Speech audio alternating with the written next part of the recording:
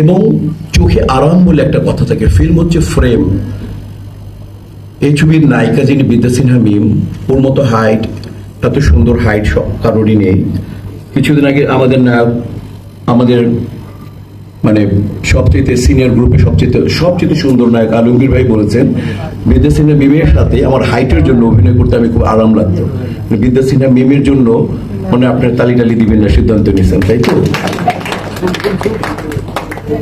But আপনার আরিফিন শুভর নামে একটা তালি দেওয়া উচিত ছিল।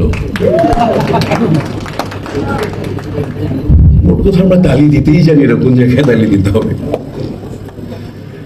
যাই হোক, মূল বিষয়টা হচ্ছে অসম্ভব একটা কমার্শিয়াল ছবি, অসম্ভব একটা সুন্দর ছবি, এবং যে সমস্ত যে মানে লোকেশন লাগে সে সমস্ত লোকেশনে এই ছবিটা চিত্রায়িত হয়েছে।